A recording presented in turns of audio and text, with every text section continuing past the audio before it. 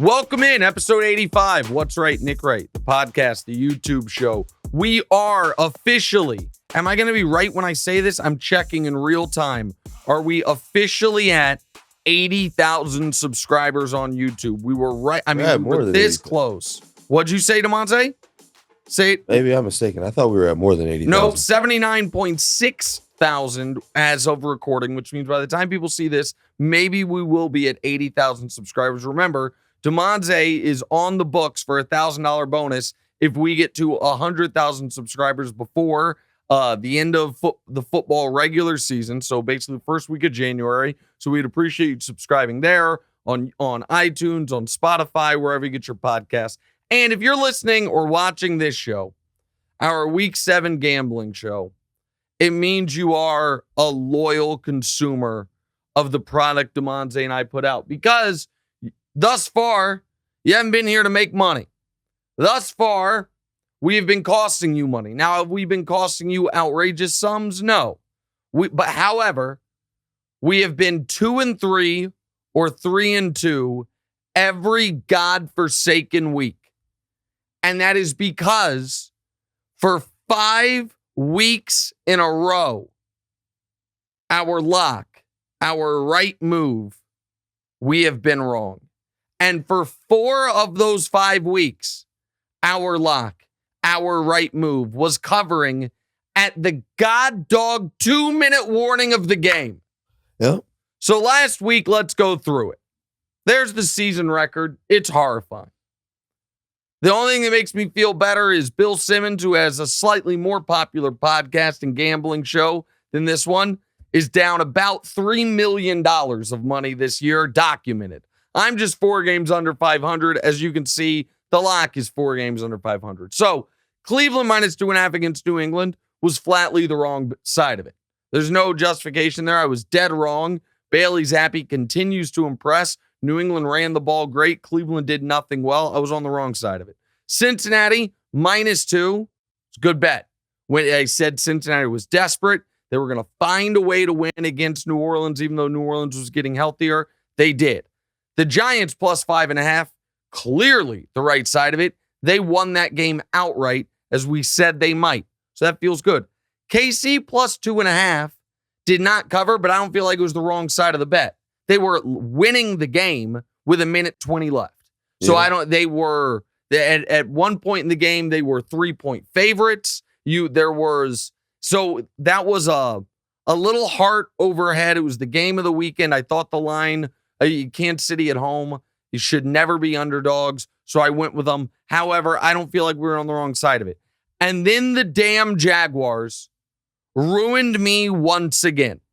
So the Jaguars in this game, what makes that pick even worse is I got them +1.5 on this. I had them as my lock on TV. The line had moved to +2.5. Right. And with 30 seconds left, they were up 1. Now, Indy was in field goal range with a good, not great, but a good kicker. And I was prepared to lose the +1.5, win the +2.5 on and my real bet was +2.5. My real life bet was +2.5. And then Indy on 3rd down throws a bomb instead of being conservative, kicking a field goal, winning by 2. They get it. They get the 2-point conversion. They win by 7, and we lose once again. However, unlike weeks 4 and 5, this is more like week 6, where I looked at the slate and I said, oh my God, I love these games. Yeah. I finally feel like I have a pulse on the season. I know that 2-3 doesn't feel like a pulse on the season, but 2 of those games are 2 winners. We won easily. Our 2 losers, we were covering both of them with 1 minute left in that football game, or 1:10 left in that football game. We really only misanalyzed 1 game. Right. You add to it, we are now getting great production help because Victor, while I'm making my picks, is sending in his 5 picks, which is super helpful to make sure that I'm not overlapping more than once with Victor. Victor, I believe, went 0 for 5 last week, which is why if you're watching on YouTube, he's down to just T-shirts. The 0 for 5 weeks can really... people don't budget for an 0 for 5 week.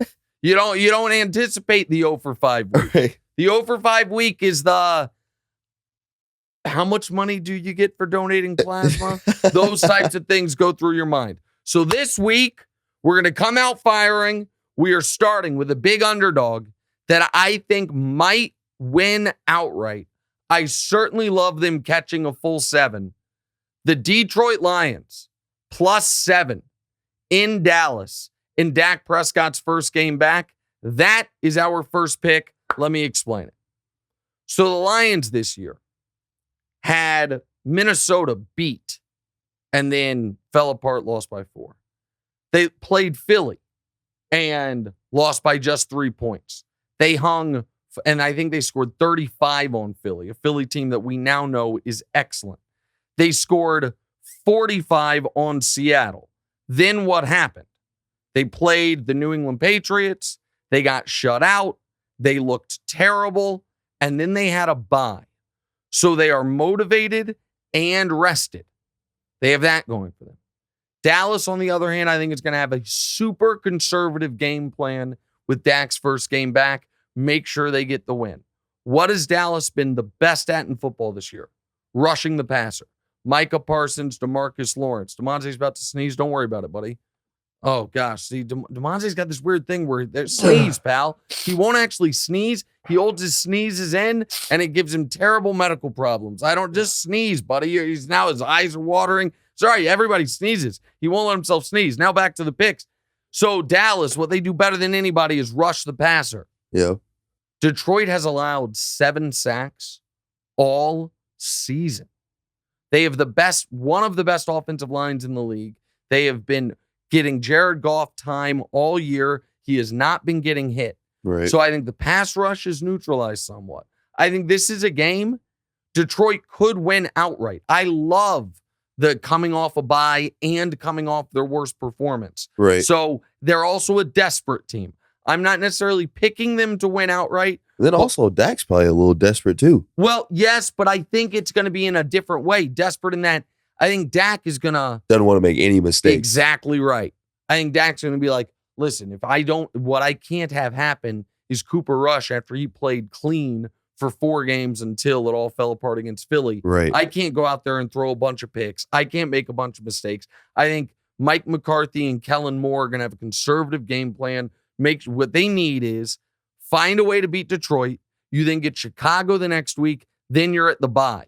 And so for all those reasons, Detroit plus the 7, I love it. That's my first pick. Not mad at it. Next one, you're going to be mad at. Next one, the entire world's going to be on the other side. Usually when the entire world's on the other side, when a line looks too good to be true, we put it in the be careful category. Yep. They're like, oh, just be careful. It's a trap. Instead, I'm just going with anti-public. I'm going with the side no one's going to be on. It also happens to be a team that I've been riding with. The Jacksonville Jaguars and the prince that was promised, laying 3 points, a full 3 at home against the New York Giants. What do you want to say, Damonza? It's just so crazy to hear this every gambling show. Look, I made you cry. Damonza's got tears rolling literally, down his face. I'm hurting for you, man. Is this what you do? What do you mean? You just pick one team to ride with and lose heck of cash with, and you just stick with it? Okay, so this is what you're describing is like in blackjack or roulette, there's something called the martingale method, which is not hit me. Well, it's just you bet $100 on black on the roulette wheel. Okay. And you lose. So then you bet 200. And then if you lose, you bet 400. And then if you lose, you bet 800. And you only have to win once and you're up that $100. You understand?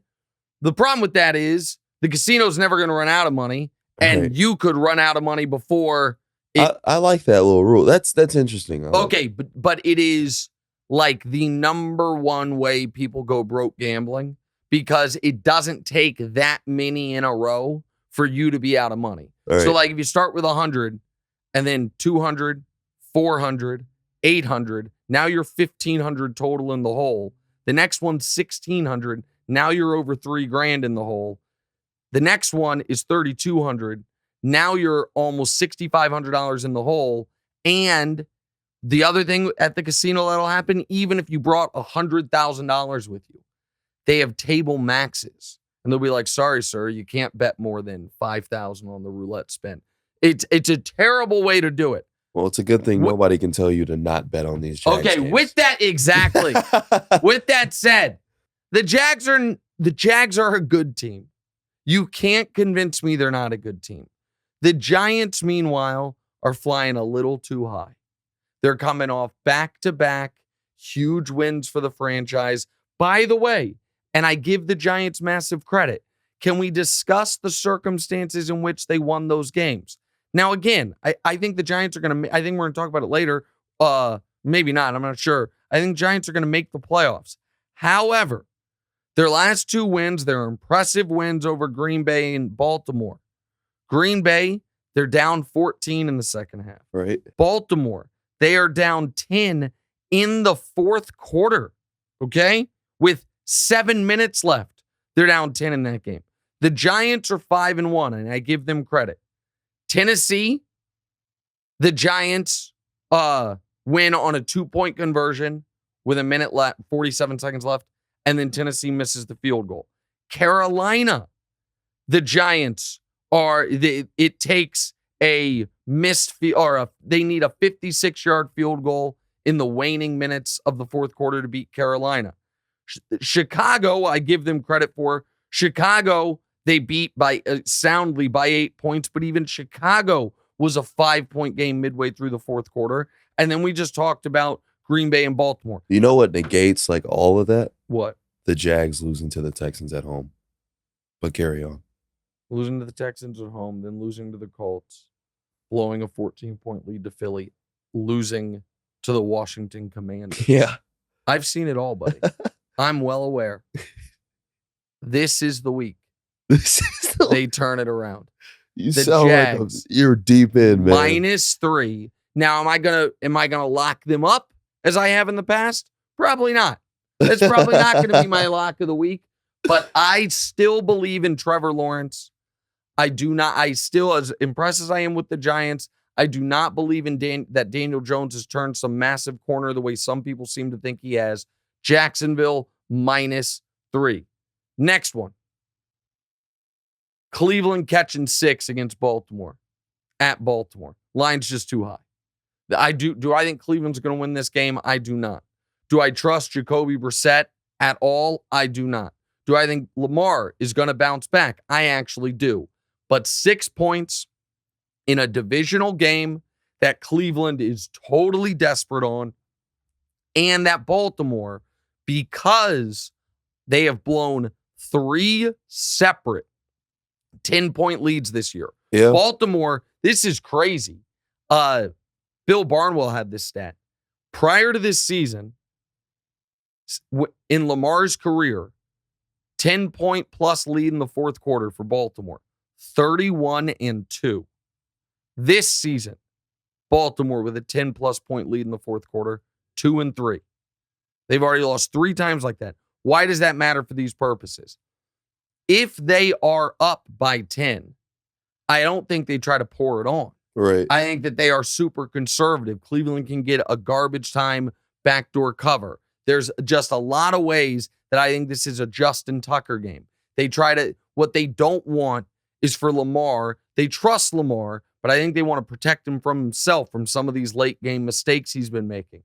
It's just too many points. So Cleveland, who is a good overall team right now with miserable quarterback play, you really do look at it, and as reprehensible as I think a lot of people fairly find Deshaun Watson off the field, you look at it and you say, man, if Deshaun had played all 6 of these games, are they 5-1? Right. Are they, you know what I mean? Are they one of the best teams in the league? Instead, Jacoby has made some critical late errors. They also, I like betting on teams.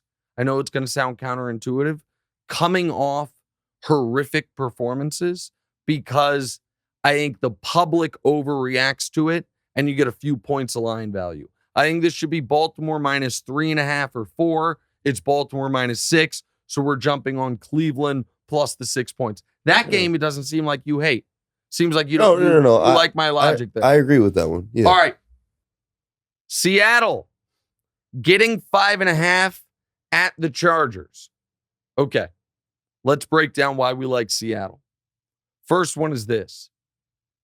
Every Charger game, you have to keep in mind, they will not have home field advantage. Even when they're at home, at best, it's a push.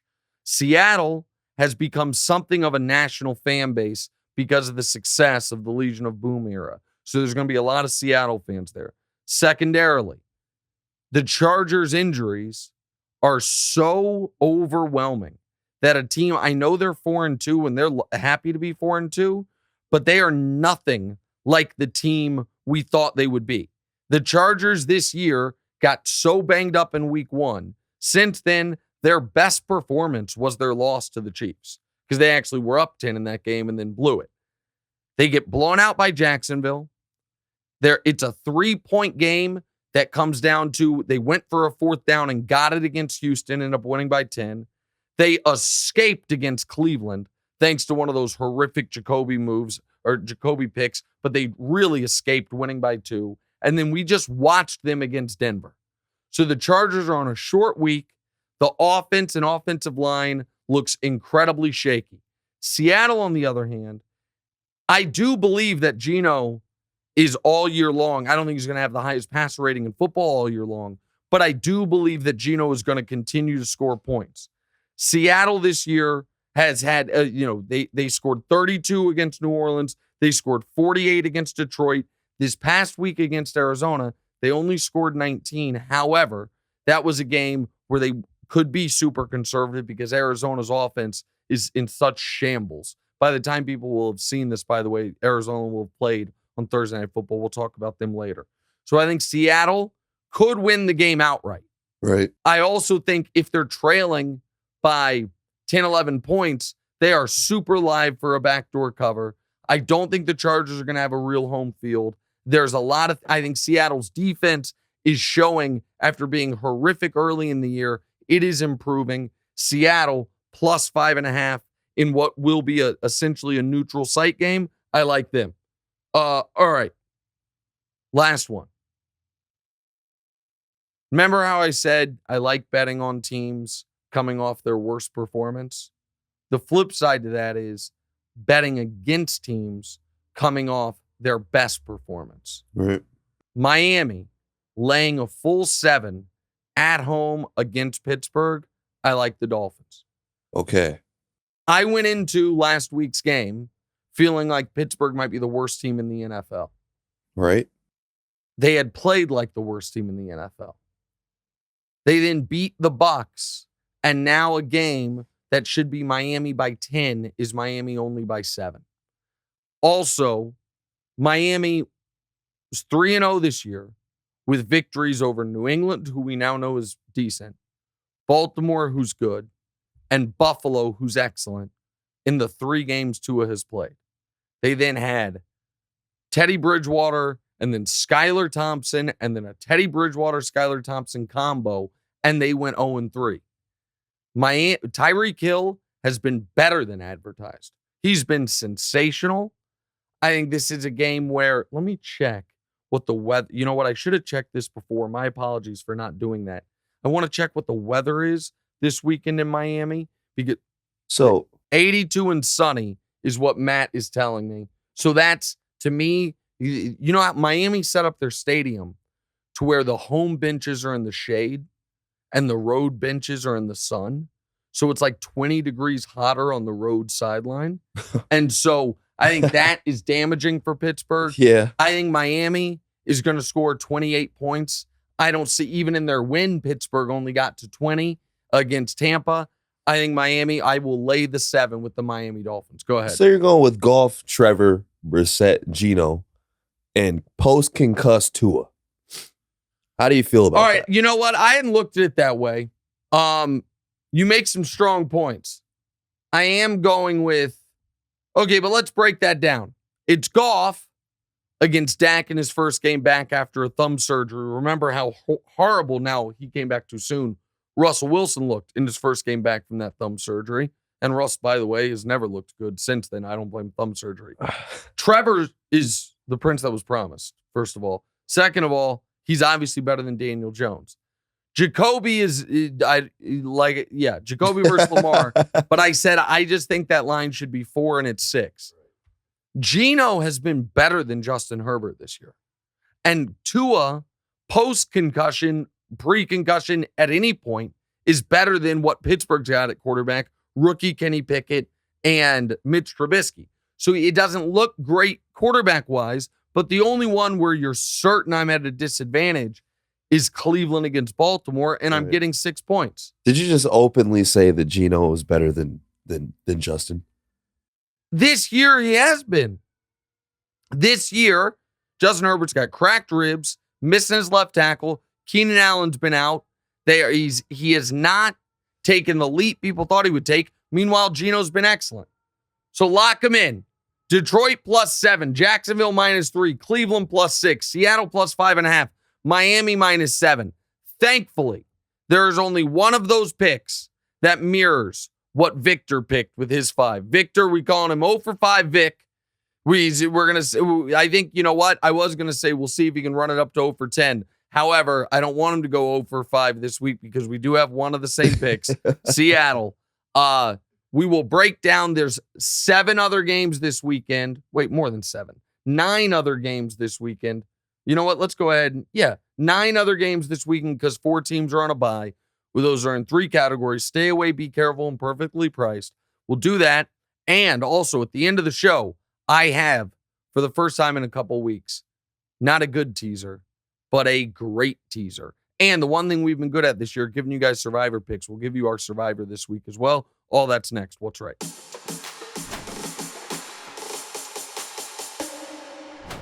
All right, welcome back in. What's right? Nick Wright. Subscribe on YouTube, on iTunes, on Spotify, wherever you get your podcasts, or watch us on YouTube as we approach 80,000 subscribers, where if we get to 100,000, Damonza gets $1,000 and a plaque from YouTube. It'd be unbelievable. Have you seen the? Yes. It'll be a really cool thing. I don't know where I'm going to put it.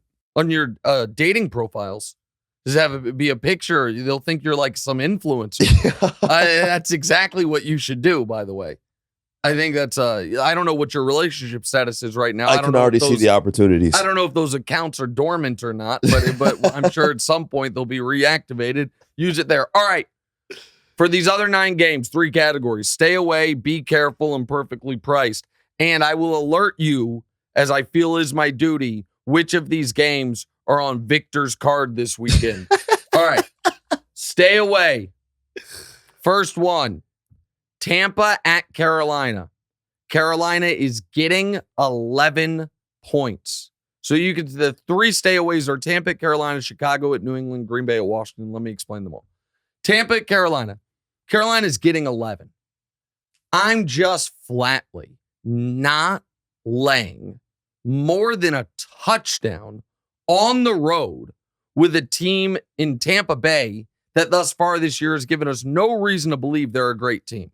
With that said, I can't bring myself to bet the Panthers. There's no, the Rams looked terrible for 5 weeks, played the Panthers and won by 2 touchdowns. Like I can't bring myself to bet Carolina. Just fired their coach. PJ Walker, Sam Darnold's their quarterback situation right now. Go ahead. I've kind of noticed a trend with your betting. You stay away from games that with the spread was more than 7 or 8. Yeah, well, here's the thing.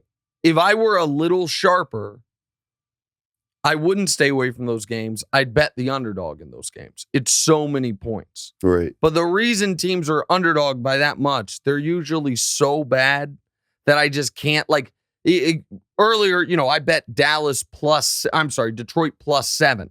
7, because it feels like Detroit's a semi-viable team.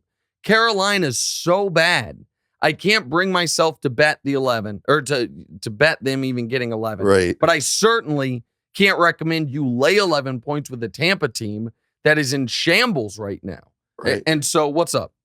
I was thinking about like a teaser situation, but no. A You can put them in 10-point. There's a 10-point teaser option, Right. and tease Tampa all the way down to basically a pick 'em. Right. Tampa's going to be in a ton of those this weekend. I don't trust Tampa enough right now. Like, I don't think Carolina's going to win. Don't get me wrong, but I'm not strong enough on it to even want to put Tampa in a teaser. I do have a teaser for you. This isn't one. All right, next. Chicago at New England. New England laying 8 points. This is a very similar analysis to Tampa at Carolina in this regard. I'm just not going to bet on the Bears. I'm not going to bet on Justin Fields against a Bill Belichick coach team. I'm not doing it. With that said, New England laying more than a touchdown with a rookie quarterback who, while he has played exceptionally, there's now more and more film on him. That's a stay away. I can't call it perfectly priced because I actually think the right number is probably New England minus 9.5, which means I should bet them at minus 8. Right. But it's too many points. I'm certainly not betting Chicago, and so that's a stay away. And the last stay away is Green Bay at Washington. This is a stay away for a number of reasons, but most notably is this. One of the telltale signs of a stay away game is, did one of the teams just switch their quarterback? Washington did. The question with Washington is, now that it's Taylor Heineke, did they get better at quarterback? I don't know the answer to that. If they did, then Washington +5 is the right bet. Green Bay is, they just lost the Jets and Giants in back-to-back weeks, blew the game against the Giants, got blown out by the Jets. Washington. You're not seeing this as the time that they pick it up? I would. So I absolutely would, except for the fact Heineke has played, he started for most of the year for Washington. They won the division. They made the playoffs. He played well. They didn't start most of the year. He started at the end of the year for them. Then he started in their playoff game and played well. Heineke in his brief moments has had flashes of, this guy's interesting. I need to watch Taylor Heineke play a game in 2022 before I bet either side of a Taylor Heineke game. That's why it's in the stay away category. For our audience, just for the record, Victor has nobody in any of those games, so that's good to know. So, you know what I mean? So you don't have to worry about any of that there. Of our remaining 7 games, 4 of them, is it 4? Or did we already do one of them? Oh, no. Oh, yeah, no. One of Victor's picks is the Giants. Of course it is. Against my Jags. What a fool. He's taking the cheese. Giants +3. What a fool. All right, now be careful. Be careful. 3 games in this category. There's Atlanta at Cincinnati. There's Kansas City at San Francisco. There's the Jets at Denver. All 3 of these games are going to have incredibly lopsided action on one side. That's why we are telling you to be careful. 2 of these, the side that I was thinking the general public is going to be on, and now I feel like I'm bullying a bit, happen to be the side our guy Vic is on, which is a good little litmus test. My man just woke up and came to work today to get cooked. I know, getting cooked. Well, that's 0 for 5, man. Can't share 0 for 5s with the group chat. Just can't do it. All right, first one. Atlanta +6 at Cincinnati. Atlanta is 6-0 against the spread. They can't continue? Here's what I know. Everybody is going to be on the Falcons. Cincinnati has not looked overly impressive. They are laying almost a full touchdown. Everyone is going to be on the Falcons. We are telling you to be careful. We're not telling you to bet Cincinnati. Atlanta's run game's been excellent. Atlanta right now is a fringe playoff team, amazingly.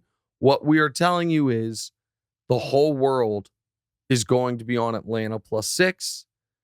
And going 7-0 against the spread seems incredibly difficult, but we should deal with each week in and of itself. Nobody's going to be betting on Cincinnati. There's a reason This line has not moved significantly. Atlanta +6 is a very dangerous sign. This next one hurts my heart to put in this category.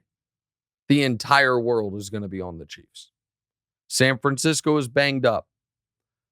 The Chiefs are coming off a loss. I'm not being careful on that one. I'm going to just say that right now. You're betting the Chiefs? Dude, heck yeah, man. Yeah. They're just coming off that loss to Buffalo. They got to put their foot down, baby. See,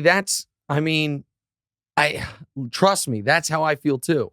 San Francisco's so banged up. Now, San Francisco is getting some people back, but Kansas City laying less than a field goal. They are in San Francisco. They're in San Francisco. And let me just tell you what I see happening in this game. I absolutely see a scenario where the Chiefs control this football game. And they're up 3 with the ball midway through the third quarter. And they drive the length of the field. Mahomes looks great. They score a touchdown. They go up 9. And Butker misses an extra point. And it's like, well, they're still up 9. They'll be fine. And all of a sudden, there's a late San Francisco garbage time touchdown. The Chiefs are in control the entire time, and they win the football game. If you find that scenario right, 26-24. And you're like, how did I not cover? How did I not cover? This guy should write for The Simpsons. Okay, well, thanks, buddy. The 2.5 looks too good to be true. Be careful. And lastly, the Jets have blown out back-to-back opponents. The Broncos have the worst offense in football. Their quarterback is banged up every which way. No one is going to be betting Denver laying a point. Everyone is going to be on the Jets, including our guy Vic. Be careful, America. That Broncos defense has been as good as the offense has been bad. Zach Wilson, despite being 3-0, has not played well. I am not out here picking the Broncos to win. What I am saying is all 3 of these games, the road team is going to be getting 75% of the public money, so be careful. I'm adamant about that. What's up? So you're going against Denver, or I guess you're not going against Denver. You're going against the Jets, coming off a really good win, and you're betting on Denver. Or I guess you're saying I'm saying be careful. It's sketchy. What I'm saying is the whole world's going to be on the Jets. Everyone's going to be on the Jets getting points. Denver's on a short week. We've watched their offense all year be terrible. Just be careful. Yeah. That's all I'm saying. Everyone's going to be on. I feel like it's just both. It's far left for the Jets because it's just like they came off the win and Denver came off a bad loss. Yeah, so I know. So that's what the general public sees. You know what's a shame about my terrible record this year against the spread? I looked it up this morning. If I simply just bet the be careful games, the side that I'm telling people, the opposite side where I'm saying, so in this instance, I said Atlanta, Kansas City, the Jets is where all the money's going to be. If I had just bet the other side of all of those games each week, I'd have a winning record. Like when I'm telling you the general public is all going to be on one side, be careful. If I'd have just said, screw it, I'm going the other way, but I haven't had the courage for it. All right, lastly, we'll be quick here. Perfectly priced. New Orleans at Arizona. I've decided we're not going to spend time on these Thursday night games because we haven't seen them, but the audience has by the time it's posted. I do think this is just about the right line. New Orleans has been mediocre at best. Arizona's been a train wreck. Right. But they're at home. They do have the more talented roster. So I do think they should be laying just under a field goal, but you guys will have already seen the game. Indy at Tennessee. I think Indy and Tennessee are essentially equivalent talented teams right now. The Vegas is not giving you the full 3 points. That's probably right. I think that's perfectly priced. And Houston at the Raiders. I think the Raiders win that game by a touchdown. I think that's perfectly priced. Is there anything you want to Well, first off, yeah. Shouldn't you want to fade Matt Ryan after his first good game? Maybe, but I don't really trust Tennessee either. And so I think this is maybe the perfect price on that is Tennessee -3. It's -2.5. It feels just right. And what's your other question? Is 7 too much for against the Texans? No. And in fact, I think the line's just right, but I really like the Raiders as a teaser leg. We will give you our teaser, our lock, and the one thing we've been great at this year, our survivor pick. All that's coming up next. What's right?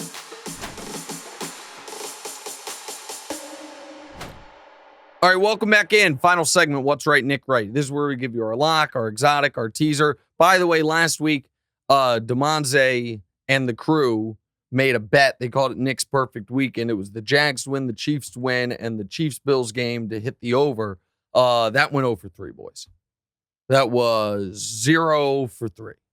Chiefs lost, Jags lost, and that game was under by 10 points. Okay. The only saving grace of you guys giving me that horse bet was shortly before kickoff, I bet under in the Chiefs game. I was like, the whole world's on the over. Both teams are going to run the ball because both defenses are going to be playing the pass, and that thing was 0-0 after the first quarter. So now 2 red zone turnovers helped me there, but that was the one saving grace. All right, right move time. My lock, we've lost 5 in a row. We've lost 5 locks in a row. We are locking up. Oh, look, Trevor Lawrence is in the graphic. I mean, he's got to be at this point. He's not the lock, though, this week. The prince that was promised is not our lock. Instead, it is a man who suffered the worst injury in the NFL this year. Tua Tagovailoa in his first game back. Miami, -7 against a bad Steelers team that people right now are overvaluing because they found a way to beat Tampa. Miami, -7. Lock it up. You with me on it? You with me on it? Hey, your wins are my wins, man. Okay, there we go. I like to hear that. All right, now, time for Survivor. It's a very interesting Survivor week. There are a lot of decent options. This year in Survivor, we have given you the Ravens, the Packers, the Vikings, the Chargers, the Jags one moment there, and then the Rams. We lost on the Jags. However, Survivor pools are one thing that I happen to be exceptional at. And I'm still in a massive one that started with 21,000 people. It is down to 260 people. I have 2 entries left in it. So we're going to continue to give you our picks. So we put the Bills off the board as the week the Jags lost. A lot of people would have had the Bills. So we're going to play by the same fair rules. Those teams we can't use. I would strongly recommend, and I almost don't want to say that. If I got to tell America something real quick. That Survivor pool that I'm in, once it gets to under 100 people, I don't know that I can continue to give out Survivor picks on this show. Because some of the people that are in that pool know who I am. Right. And they're going to be able to kind of trail my picks. Right. We're closed. We're closed. Thank you. Sorry. This is one of the things. Thank you. This is one of the things that happens when you do this show from a store and Damonza forgets to lock the door. And our security is out next door getting a sandwich. That's bad timing. Damonza didn't lock the door. Our security guard is at the bodega getting a bacon, egg, and cheese, and all of a sudden somebody came in to buy some of these wonderful clothes. All right, back to the Survivor situation. Right now, though, I can still give out the picks. There are 2 teams that because you got to, when you're at this point in the season on Survivor, you have to keep in mind, I want to use a team that I'm not going to want to use later in the year. This week, the Survivor pick is the New England Patriots at home against the Chicago Bears. I believe that's the Monday Night Football game. I also do like the Raiders a bit in Survivor, which actually leads us to our teaser. Our teaser is our lock and our 2 survivors, but our official Survivor pick is the Patriots. The Raiders teased down to -1. New England teased down to -1.5. Miami teased down to -1. A 3-team, 6-point teaser plus 140. That's where it is. Can you parlay those? What do you mean parlay those? It is parlayed. Oh. It's a teaser. All 3 of them. We're taking, they're that's what I all was favored saying. by 7 or 7.5. It's a teaser. So now instead of being favored by 7, they're favored by 1. You move the line 6 points, and it all has to happen. So Miami's got to win. New England's got to win. The Raiders have to win. They all have to win by at least 1 or 1.5. So essentially just win. It's plus 140. That's our teaser this week. That, my friends, is going to hit. We don't have a recap for you of Damonza's picks last week because he didn't make any. He somehow found a way, though, to still bet games and lose both of them. It's a bad job by him. One of these weekends, he's going to have a winning weekend. Everyone's making fun of me, and we're making fun of Victor. Damonza's 0 for the season on winning weekends. What's the offer this week? All right, man. So sometimes you just want to see the world burn. Mm-hmm. So we put together an annoying fan base team parlay. Yeah. So we've got Cowboys -7, Patriots -8, Yankees win game 3 versus Houston, and Philly wins game 4 versus San Diego at plus 1140. I like all parts of that to varying degrees, except I told you I like Detroit +7. So I can't have the Cowboys -7 in it. Detroit +7 is one of my picks. I reject your offer, even though it's plus more than 1,000. I reject it. That's all you had to say. Oh, now Damonza's in character. And then Damonza was supposed to be in this character the whole time, trying to be the Godfather guy and trying to be Vito Corleone. Instead, he just gets in character at the very end when he's off camera. There's our show for the week. Again, the 5 picks this week are Detroit +7, Jacksonville -3, Cleveland +6, Seattle +5.5, Miami -7. Our lock of the week is Miami -7. Our survivor pick is the Patriots. And our one teaser this week, our one exotic, is a 6-point teaser of the Raiders, the Patriots, and the Dolphins. This was episode 86 or 85, I'm not sure which, of What's Right with Nick Wright. We'll be back on Monday, hopefully a little richer than we are right now. See you guys then. Hey, it's Nick Wright. Thank you so much for watching. Please do us a favor. Click subscribe. It helps my ego, and Damonza's got a financial bonus writing on a number of YouTube subscribers, so help him out. And also, click the bell. I don't know what the bell does, but they tell me to tell you to click the bell. And your audio listeners, people that have commutes, drives, whatever it is, subscribe to the podcast as well, wherever you get the podcast. Same show, just in your ears instead of through your eyes. All that, check it out. Appreciate y'all.